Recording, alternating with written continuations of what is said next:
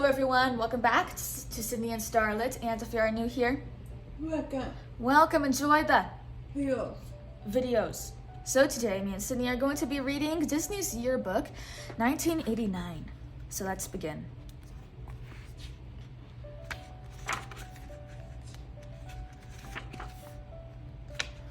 So there's a bunch of miniature stories combined into one book.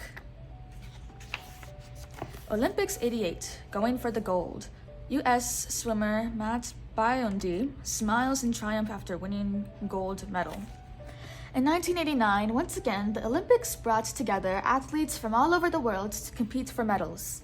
At the Summer Games in Seoul, Korea, the program included 26 sports, and Americans turned in some superstar performers.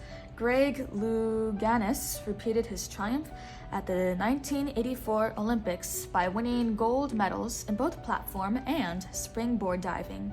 He was the first person to ever win both diving events in successive Olympics. This colorful formation was a part of the opening ceremonies in Seoul. Florence Griffith Joyner, left, won 100 and 200 meter dashes. Her sister-in-law, Jackie Joyner Kersey, right, took a gold medal in a heptathlon. American swimmer Matt Biondi took home 5 gold medals. He won the 50 and 100 meter freestyle races and swam on 3 winning relay teams. He also won a silver and a bronze medal. Florence Griffith Joyner was hailed as the world's fastest woman after she won gold medals in the 100 and 200 meter dashes and the 400 meter relay. She also won a silver medal in the 1600 meter relay. Jackie Joyner Kersey was hailed as the greatest woman athlete in history after she won a gold medal in the heptathlon, breaking her own world record. In the heptathlon, competitors are awarded points for their performance in 7 events: 200 and 800 meter races, 100 meter hurdles, shot put, long jump, high jump, and javelin throw. Swimmer Kristin Otto of East Germany won 6 golds for a new women's record. Joyner Kersey also became the first American woman ever to win a gold medal in the long jump. Carl Lewis again won a gold medal in the long jump as he did in 1984. Lewis was the first man to ever repeat the champion in this event. Lewis was also declared the winner of the 100 meter dash when Canadian sprinter Ben Johnson was disqualified for taking a banned drug.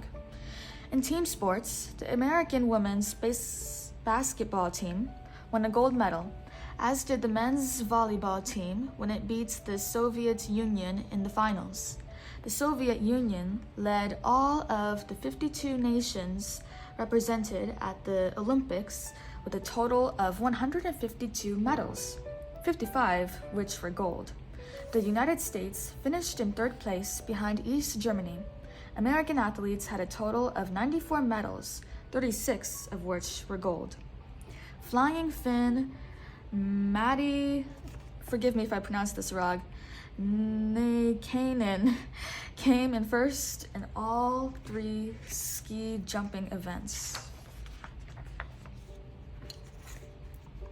Brian Boitano outdueled Canada's Brian Orser to win the figure skating medal. The Winter Games, held in Calgary, Canada, featured more athletes, 1,800, from more countries, 57, than any previous Winter Olympics. American athletes were able to win just 2 gold medals, and the United States finished in 9th place in the medal competition. The Soviet Union won the most medals, 29, including 11 golds. America's gold medalists were Brian Boitano, who won the men's figure skating. And Bonnie Blair, the 500-meter speed skating champion. Switzerland and Austria dominated the alpine skiing events, but Italy's Alberto Tomba was the outstanding individual performer. Tomba won gold medals in the slalom and great slalom. American Bonnie Blair won a gold and a bronze medal in speed skating events. Okay, that was one story. Now this is another story. He was born on a faraway planet called Krypton and came to Earth on a spaceship. He poses as a mild-mannered newspaper reporter named Clark Kent until his services are needed. Then he reveals his true self. He becomes the super strong being who can fly faster than a speeding bullet and leap tall buildings at a single bound. The amazing hero we all know as Superman. In 1988, Superman had a birthday. It was 50 years ago, in 1938, that he made his first appearance in a comic book. Needless to say, he hasn't aged a bit. He's still as trim and fit and as strong as ever. Not a gray hair showing. In his 50-year career, Superman graduated from comic books to star on TV and on radio and TV films. In fact, he became one of the most popular figures of all time, known throughout the world to everyone who loves a fantastic adventure and a legendary hero. Superman first appeared in Action Comics in June 1938. Within a year, he was starring in his own comic book as well. By 1941, both comic books were selling more than 1 million copies of each issue. The legend of Superman begins with his birth on Krypton. He is sent to Earth as an infant by his parents because the planet is dying of old age and about to explode. His spaceship lands near a Midwestern town called Smallville. A farm couple finds him and raises him as their own son. As a kryptonite, Superman was born with superhuman power. Grown to manhood, he keeps his power secret.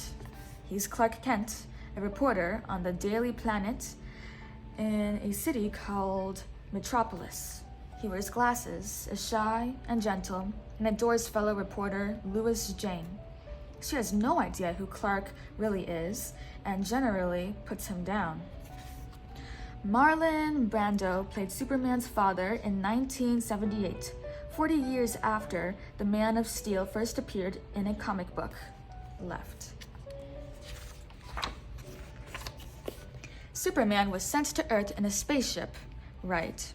Lois Jane has no idea that meek Clark Kent is Superman above. Of course, when danger appears, off comes the glasses, and gone is the shy Clark Kent, in his place, dressed for action in his red and blue suit with its big S, is Superman. In action, Superman is a truly good man. He never lies. He is honest and kind, and he uses his power to fight on the side of justice. As he's grown older, Superman has changed. When he started out, he was bulletproof and strong enough to lift cars and rip steel doors apart. But sometimes he was knocked unconscious, and he couldn't fly, though he could make enormous leaps. Over the years, his powers have increased. He's developed X-ray vision, he's learned how to fly, and he's become so strong he can push planets out of their orbits.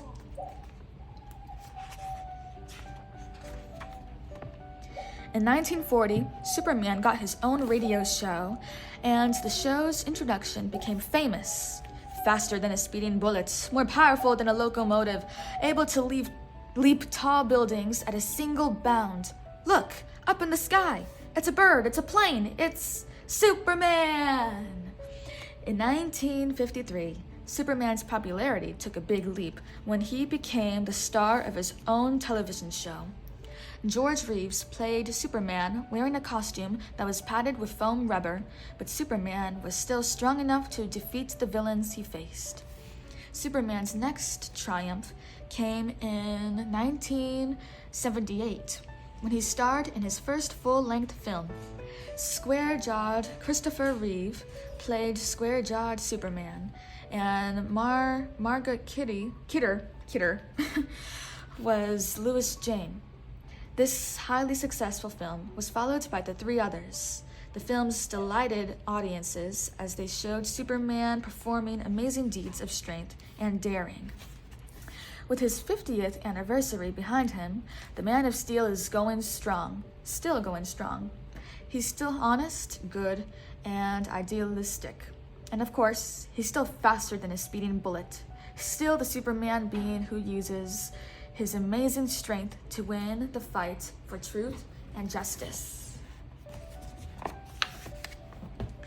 This is the Goofy's garage sale story now.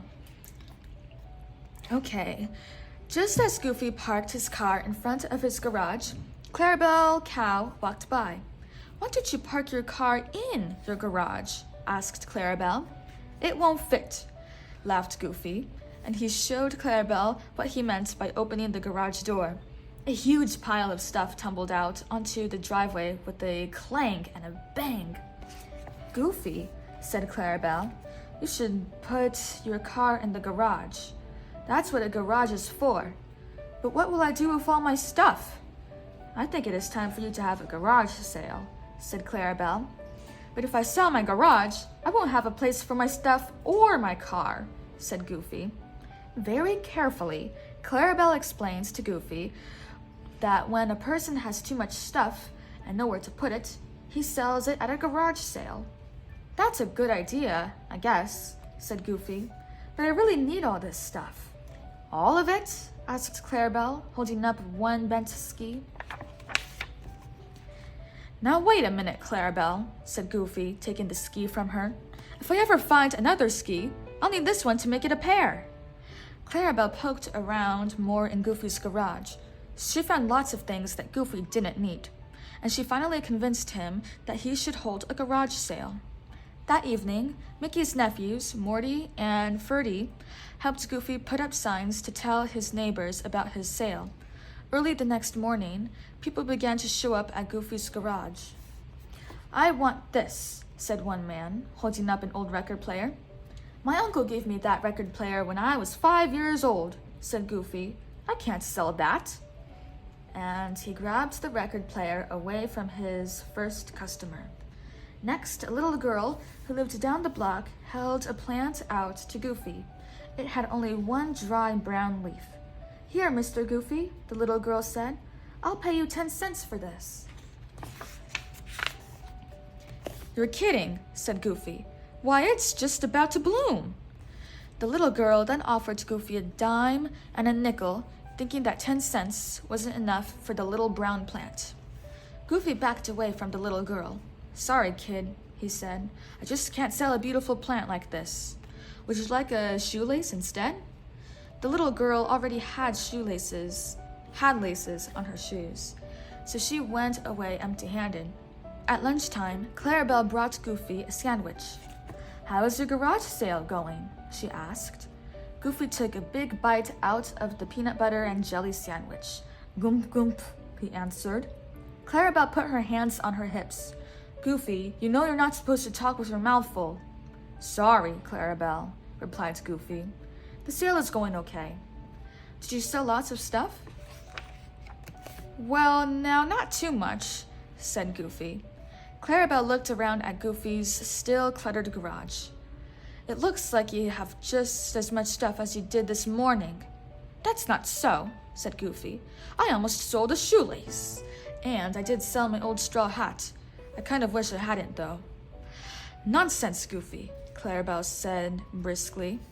"When I come back tonight, I want to see most of this junk gone, like these old things," she added, picking up a dented, tarnished hubcap. "Those were for my Jiffmobile," said Goofy. "I can't sell them."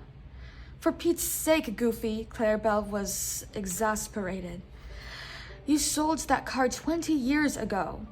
"That's right," he answered. "Now those hubcaps are classics." That evening, when Clarabelle returned, she didn't know what to think. "Goofy, you hadn't sold a thing," she wailed. "Not much," said Goofy, "but looky here. I bought this fish foot good luck charm from a fellow who stopped by." Goofy dangled a smelly charm on a chain in front of Clarabelle's face. Clarabelle moaned. "Goofy, I never heard of a fish with feet," she told him. "Yuck," laughed Goofy, slapping his knee. "That's what makes it so lucky. It's one of a kind." Clarabelle was disappointed. "I'm sorry, Goofy," she said. "My idea didn't help you get rid of all this stuff." "Shucks, Clarabelle, I didn't really want to get rid of it," he said. "But it's all old and some of it is broken. What can you do with it?" "Wait a minute, I'll show you," he said. Goofy ran to the back of the garage. Soon he came back, dressed in an old pair of Hawaiian print shorts and spats and carrying his old, dinged-up surfboard. He balanced the board on an old piece of pipe and got up on it. Then he started to slide the board back and forth. "Try this," he shouted. "It's fun." "No thanks," Clarabelle answered. "I'm not dressed for it." Sadly, she looked around. "Didn't you sell anything?" she asked. "Sure," said Goofy. "Look at all this money I got." He waved a big roll of bills at her. "But your garage is as crowded as ever," said Clarabelle, puzzled. "What did you sell?" "My car," answered Goofy, smiling. "Now I have plenty of room in my garage for all of my stuff." All right, so that's the end of that story. This looks like an arts and crafts. We're not going to do this, but I'll read it to you. Stick up some stick-ups. These fruit and vegetable stick-ups have a secret. They stick to your refrigerator door because they've got a strip of magnetic tape on their backside. They're easy to make, and when you put them up, they'll remind you of the good things to eat you can find inside. What you'll need: felt cloth in bright colors, a pencil or crayon, glue, thin cardboard, and magnetic tape. What to do? Use the pencil or crayon to draw some of your favorite fruits and vegetables on the felt cloth. Make the fruits and vegetables the same colors as they are in nature. Red for tomato, orange for a carrot, glue. Number 2 is glue the felt to pieces of cardboard. When the glue is dry, cut out the shapes you've drawn. Use other colors of felt to make eyes, noses, mouths, stems, leaves, and other decorations. 4. Attach a piece of magnetic tape to the back of each one and stick them up.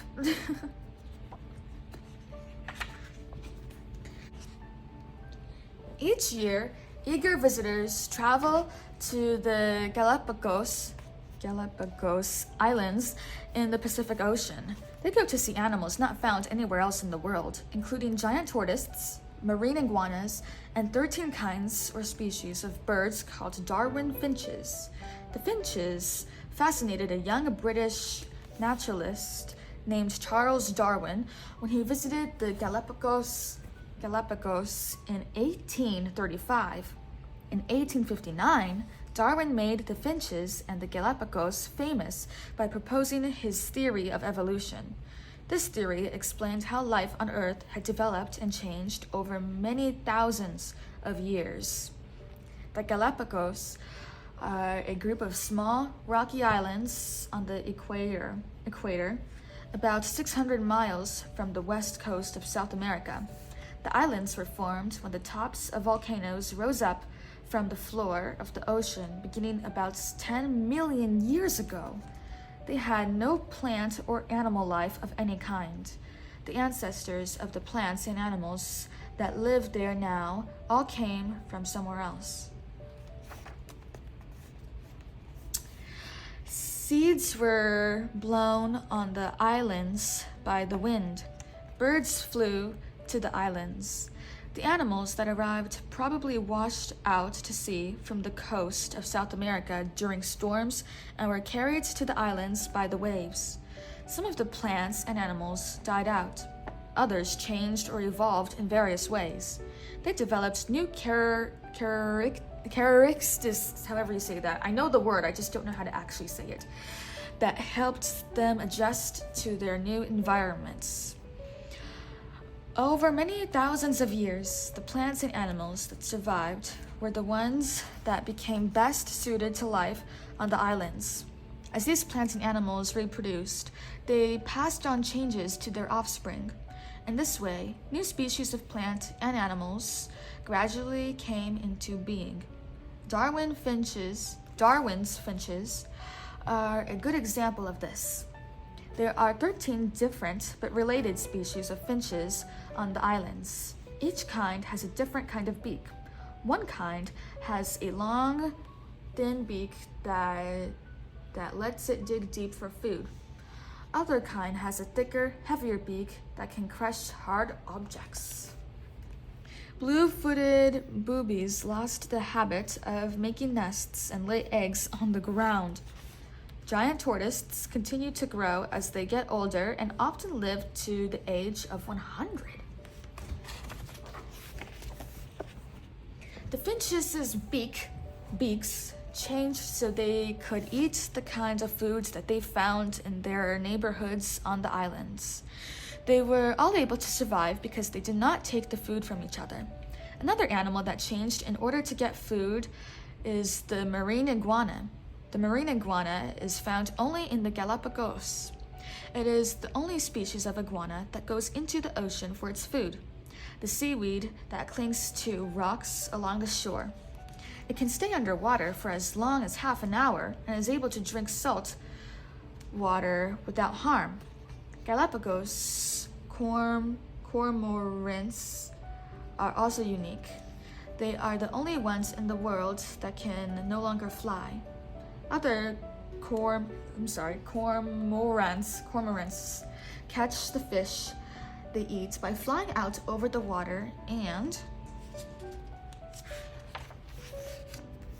diving down into the sea. The flightless cormorants on the Galapagos found fish close to shore. They did not have to fly. As a result, they gradually lost the use of their wings, which shrank to 1/3 the normal size of a cormorant's wings. The giant tortoise is probably the best known of the animals on the Galapagos. This plant-eating land animal can weigh up to 500 pounds and can live for an entire year without food or water.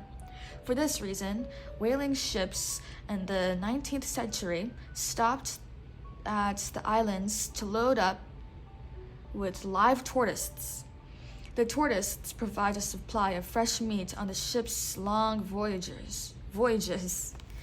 There once were 250,000 tortoises on the Galapagos. They gave the islands their name. Galapagos means tortoise in Spanish. But so many tortoises were taken by the whalers that only 15,000 remain today.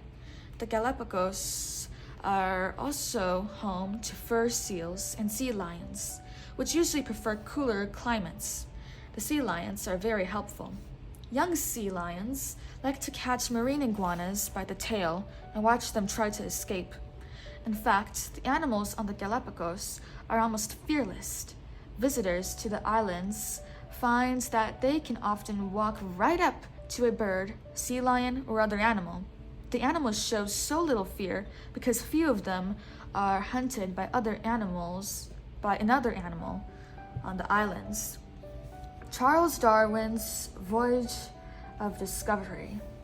Charles Darwin, below left, was the naturalist on board the HMS Beagle when it stopped in the Galapagos, however you say that.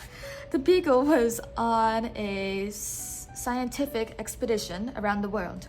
Darwin was fascinated by the unusual natural life he saw on the Galapagos and in other places the Beagle visited. His observations on this voyage led him to propose his revolutionary theory of evolution, the Galapagos Islands are owned by the country of Ecuador. All right, so that was the end of this story. There's a lot of stories here. Forgive me if I don't know how to pronounce a lot of these names. Okay, so now this looks like Grandma Duck's favorite drink. So this is a recipe. We're not going to do that today, but I'll read it to you all. Grandma Duck's favorite drink is hot cocoa. And whenever Huey, Dewey, and Louie come to visit, she cooks up a big batch for them to drink.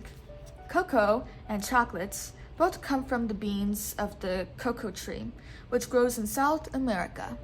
In fact, cocoa is made from ground-up chocolate. Grandma Duck's cocoa tastes terrific because it has a dash of vanilla in it. Have your mother make some soon. Grandma Duck's cocoa. It makes 2 cups.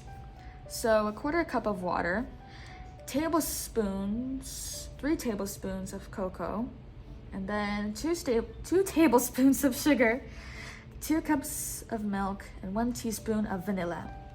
1. Bring the water to a boil. Stir in the cocoa and sugar until they are blended. 2. Turn the heat very low. Pour the milk very slowly. Stir steadily so it doesn't burn. Cook for 2 minutes. Do not let the mixture boil or a skin will form. 3. Remove from stove, stir in vanilla, and serve. So this story is a cold day's work. Bernard and Bianca dropped into the snow with a soft whomp. Orville, the albatross, landed on his beak nearby. Sorry for the rough landing, he said, but I'm catching a cold and my timing was off. That's all right, Orville, said Miss Bianca. Go find somewhere to get warm while we look for a sled dog named Kaimo. He's the one who sent the message to the Rescue Aid Society. Here I am! A huge sled dog bounded up to them. Climb aboard and I'll take you to my master's igloo to warm up. Then I'll explain why I sent you. Soon, Bernard, Bianca, and Orville were inside the cozy igloo, getting warm in front of the fire. Kaimo told them to help themselves to some of the hot soup his mistress had cooked. Bernard eagerly slurped some of the peppery soup, only to give a big achoo! What's wrong, Bernard? Said Orville. Are you catching a cold too? No, said Bernard.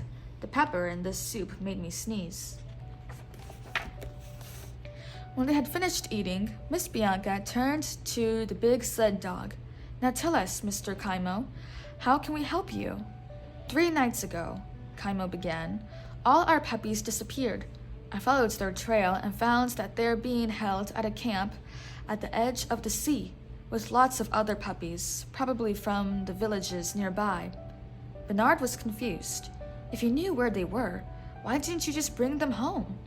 They're locked up inside a big cage, said Kaimo, and they're being guarded by a couple of mean polar bears.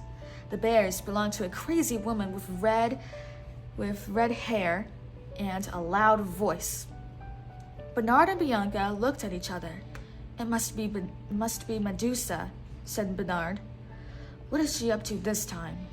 Bianca pulled on her white, furry coat and dainty boots. Come, Bernard, we shall find out. Telling Orville to stay by the fire and keep warm, Miss Bianca and Bernard climbed on Kaimo's back. Soon, from behind a snowdrift, they were listening to Medusa yell at her helper, Snoops. There aren't enough dogs here, she shouted. Get more! These are all I can find, Snoops whined. Maybe you should just give up the ship. What? Medusa shrieked. Without that gold on board? No! That ship will be on its way south by tomorrow or else. Medusa and Snoops went into a tent, leaving 2 growling polar bears to guard the cage full of puppies. Come on, Bernard, whispered Bianca. Quickly, Bernard and Bianca slipped into the cage and introduced themselves to one of the puppies. "What is Medusa planning to do?" Bianca asked him. The puppy, whose name was Yodel, explains that Medusa plans to harness all the puppies to an iceberg that had an old ship frozen inside it. She would dynamite the iceberg loose, and the puppies would pull it south far enough for the ice to melt. Then she would have the gold. "She says she's going to feed us to those bears if we don't do what she says," Yodel finished. "We're scared." There, Bianca patted Yodel's face. "We shall rescue you, never fear." "Yes, the Rescue Aid Society is here," added Bernard. The two mice went back to the igloo to think of a plan. For a long time, it seemed as if their minds were frozen. Then, Orville began to sneeze again. That gave Bernard an idea. He explained it to Bianca, and she agreed that it might work. The next morning, the mice hurried to Medusa's camp. Bernard clutched a can of pepper that he had borrowed from the igloo. Medusa was busy hooking all the puppies to a long harness. Snoops was running around the iceberg, sticking sticks of dynamite into the ground. Bianca tiptoed behind Medusa, untying the harness as fast as Medusa fastened it. "Hold very still and pretend you are still tied up until I give the word," she said to every puppy. While Medusa was busy, Bernard stole up to the polar bears and smacked one of them on the nose. The bear roared and then spied Bernard.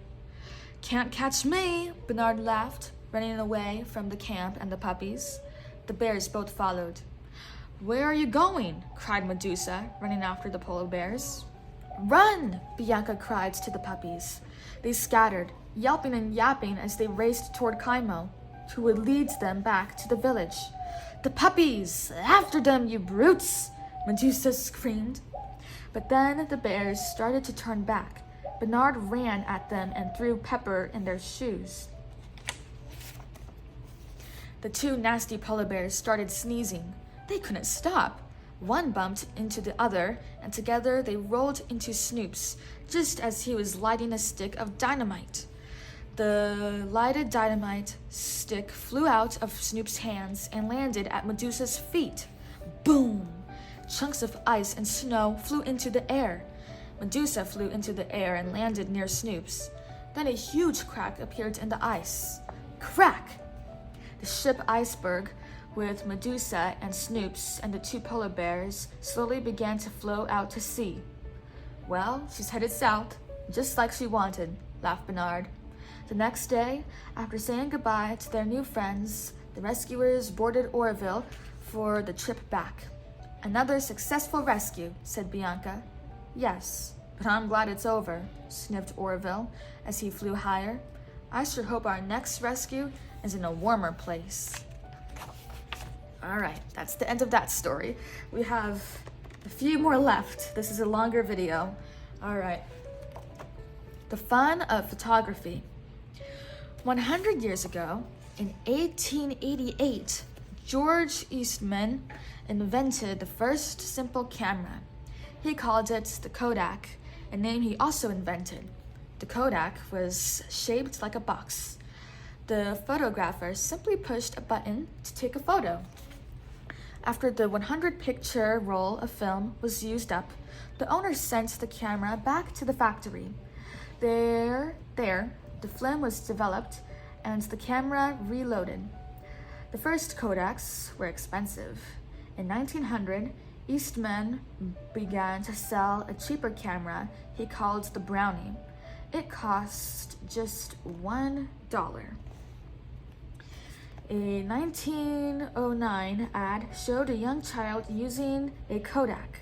Today's more modern cameras, left, are just as easy for kids to use. Oh wait, there's more.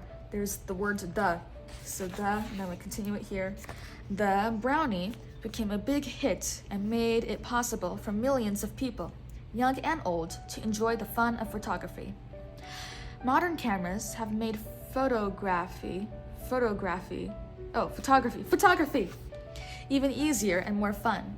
Young photographers can learn a lot by joining a camera club, and they can test their skills by entering a photo contest. The award-winning photos that follow were entered in the Scholastic Kodak contest. Here it is, Through the Camera's Eye, prize-winning photographs by young photographers. Ooh. Transformers Above by Kurt Gaber, 18, Port Orange, Florida. Untitled, To the Left by Christina Isley, 14, New York, NY. Jessica Wright by Robin, I don't know how to pronounce that, Cyrus? I don't know. 17, Clifton Park, NY. Nature's Child, on the right, by Catherine Pierce, 17, College Park, Georgia. Silhouette, Below, by Heather Hurlston, 17, Libertyville, Illinois. Oh wait, no, I'm getting them all confused. The Philosopher by Shelley Wazlick, if I pronounce that right. I don't know how to pronounce all these names. 18, Newfoundland, Pennsylvania. The photographers on these pages were among the winners in the 1987 Scholastic Kodak Photo Award program. This program is open to students in junior and senior high schools in the United States and Canada. The winners receive scholarships and other awards. All right, forgive me because I don't know how to pronounce all those names. All right, this is the story of Hocus Pocus at Hangman's Tree. Wendy, John, and Michael, darling, met the postman at the door. John wanted to know if his special package had arrived. Sure enough, it had. Quickly, John tore off the brown paper wrapping. "It came!" he cried, opening a big black book. "My magic book!" "A magic wand came too," said Michael. The three children hurried upstairs, where John began practicing tricks. That night, at bedtime, instead of listening to one of Wendy's stories, the children watched John perform the magic trick he'd been learning. "Watch this," said John as he placed Michael's teddy bear on a chair. Then he waved his magic wand over the bear and said the magic word, "Abracadabra." Nothing happened. John tried again, but still nothing happened. "Oh dear," he said. "Magic is harder to learn than I thought." "Don't give up yet," said a voice from the window. "I'm sure your magic trick will work in Neverland." It was Peter Pan, and he had come to take the children on another visit to Neverland. In a twinkle, Tinker Bell sprinkled the children with pixie dust.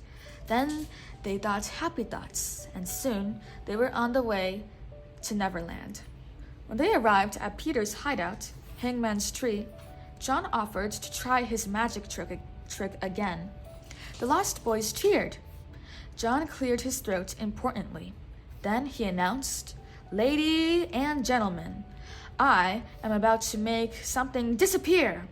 One of you must give me something I can use for my trick." One of the raccoon twins gave John some colored pebbles. John waved his magic wand over the pebbles and said the magic word. This time, the pebbles did disappear, and a puff of blue smoke. "Hooray!" everyone shouted. "More magic!" "I would need more objects," said John. Each of the Lost Boys gave him something: a slingshot, more pebbles, sticks, bows and arrows. John made them all disappear. The children were so interested in the magic show that none of them noticed the cloud of blue smoke that was rising above Hangman's Tree. The children didn't notice, but Captain Hook did. "Smee!" he yelled, looking through his spyglass. "Something fishy is going on at Hangman's Tree. Find out what it is and report to me." "Aye, aye, sir," said Smee, and off he went. He arrived at Peter's hideout just in time to see John make Michael's teddy bear disappear. Then Just then, Michael asked John to bring his teddy bear back.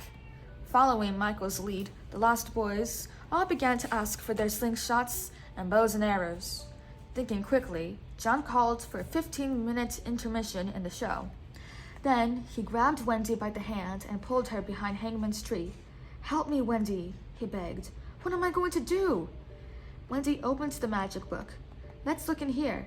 If the book gave you a spell to make things disappear, it must also have one to make them reappear," she said sensibly.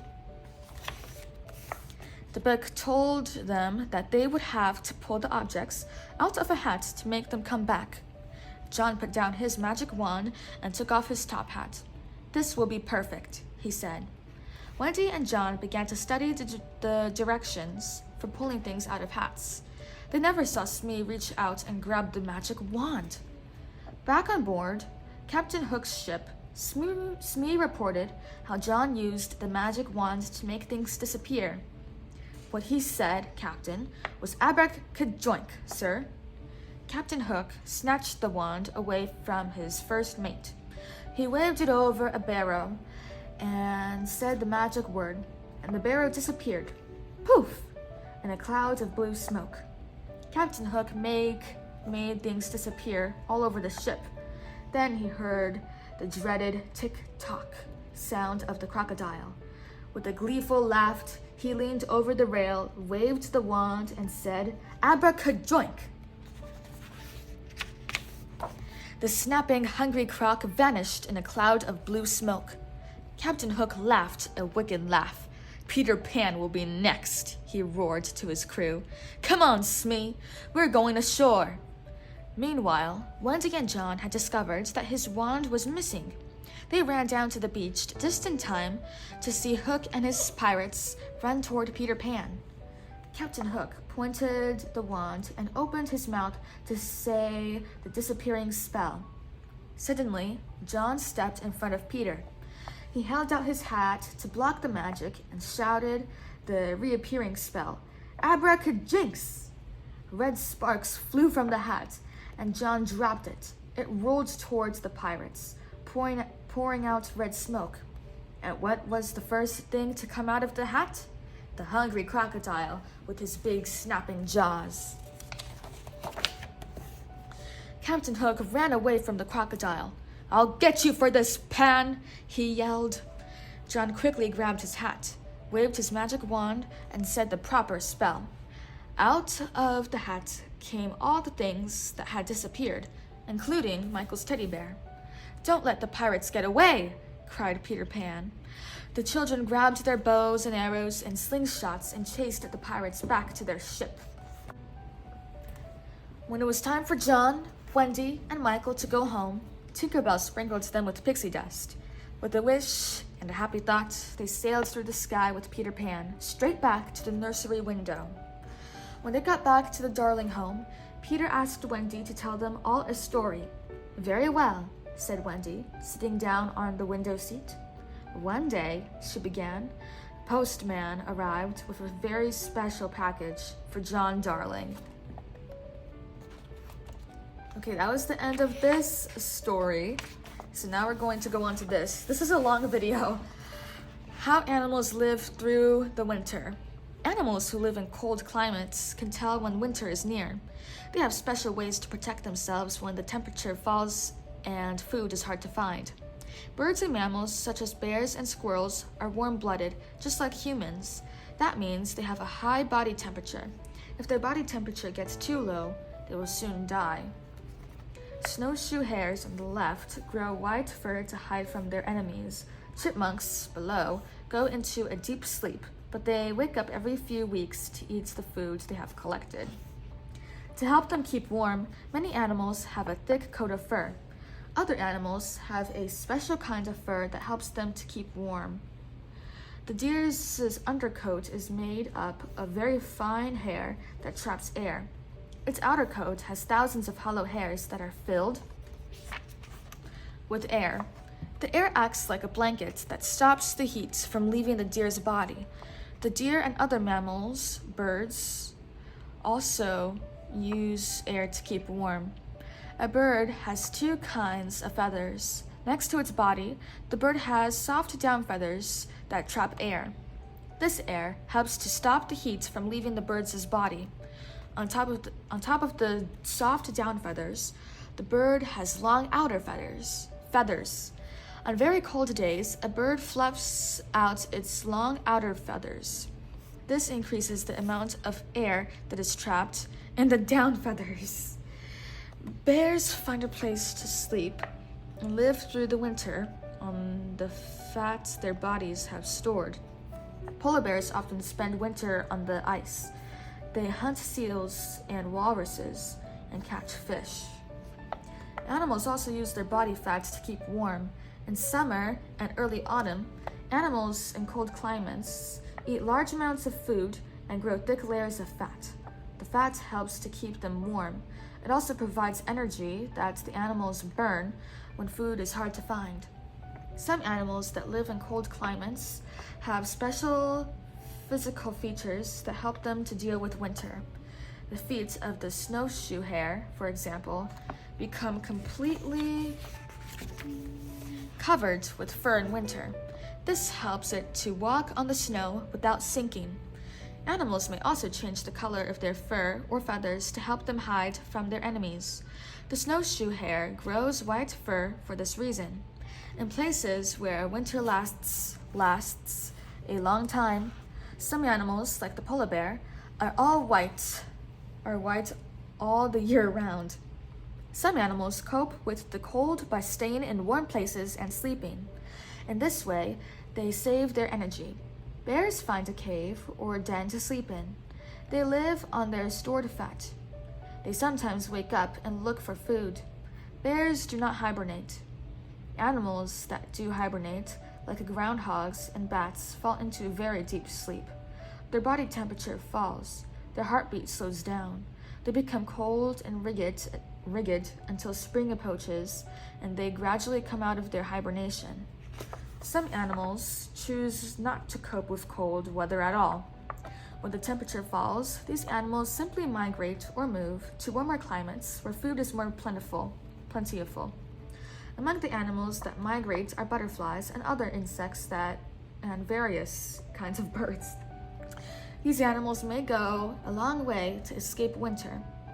The Arctic tern, for instance, travels from the Arctic to near the Antarctic, a distance of 11,000 miles. All right, that was the end of that. Okay, I'm starting to stutter a lot. All right, we're almost done though. This is the very last story. Real Trouble. Roger Rabbit, the film star, had just finished his latest funny cartoon. It was his best film yet, and he couldn't wait to show it to his pals. Roger decided to show all his friends the cartoon at his house, so he went to the Maroon Cartoon Studio to pick up the film. But there were no extra copies of the cartoon. There was only one. The guard at the studio said he couldn't have the only copy. Tomorrow morning, Mr. Maroon wants to show that film to a very important person, so I can't let you take it home with you today, he said. Roger Rabbit was disappointed. He had counted on showing off his new cartoon. Then he had an idea. He would wait until the end of the day, then he would borrow the cartoon. Roger was sure he would be able to get the film back to the studio before morning. That night, all Roger's cartoon pals were gathered in his living room, having a good time. They were laughing and joking, but Roger was nervous. He was trying to remember how to work the movie projector. Finally, he thought he had the film threaded correctly. Roger told everyone to sit down, and he turned out the lights. The cartoon began. But just as the film started, just as the Maroon cartoon theme began to play, Roger heard an awful sound. It was the sound of film tearing. Roger didn't know what to do, but Baby Herman told him to relax. Just take the film back to the studio and splice it back together, he suggested. It sounded like a good idea to Roger. He grabbed the film and rushed out of the house. Outside, he saw Benny the car, who offered to give him a ride to the studio. When they arrived, Roger sneaked past the guard and soon had the torn film fixed. Then he started down the stairs to put the cartoon back in the screening room. But Roger Rabbit has very big feet, and of course, he tripped over them. The film can slipped out of his hands and opened up. Out slipped the film. Roger grabbed for the reel of film, but it clattered merrily down the stairs, unrolling as it went along. Tripping over his long feet and stumbling over his long ears, Roger just couldn't catch the film. It rolled through the studio streets and out the gate. Then it started rolling through Toontown.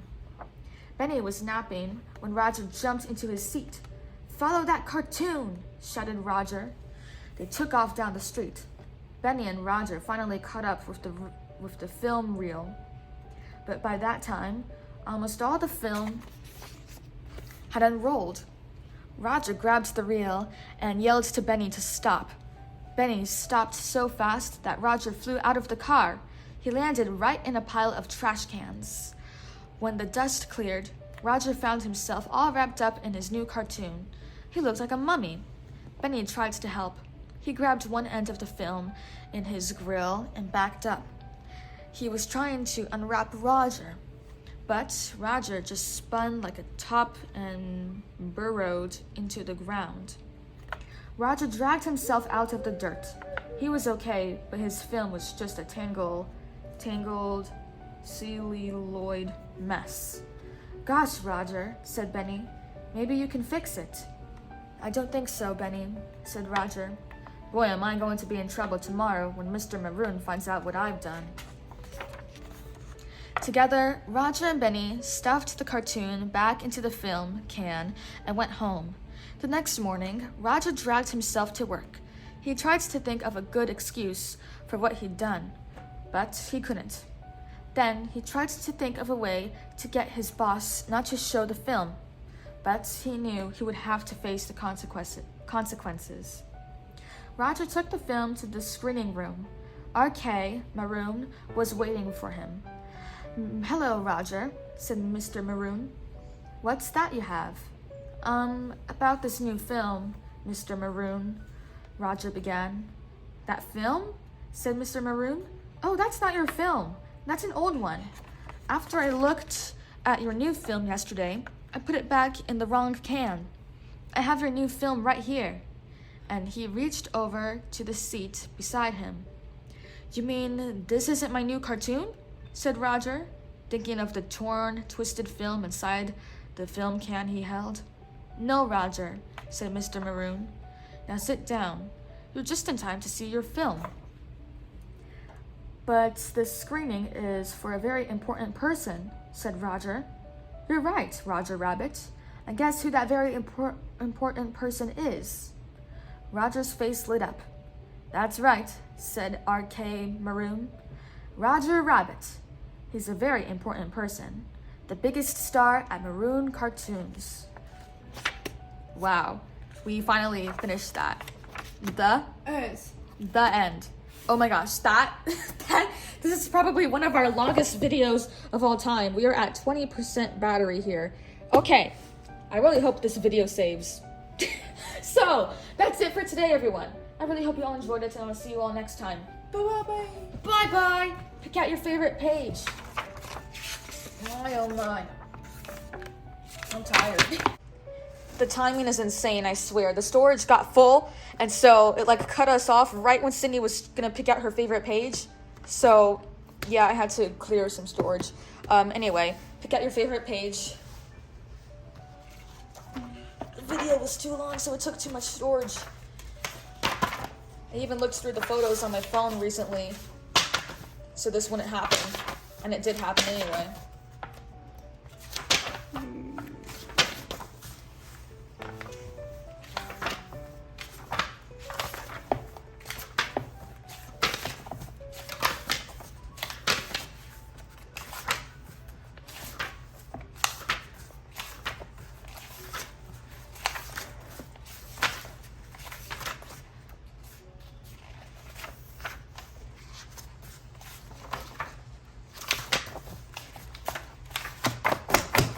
Okay.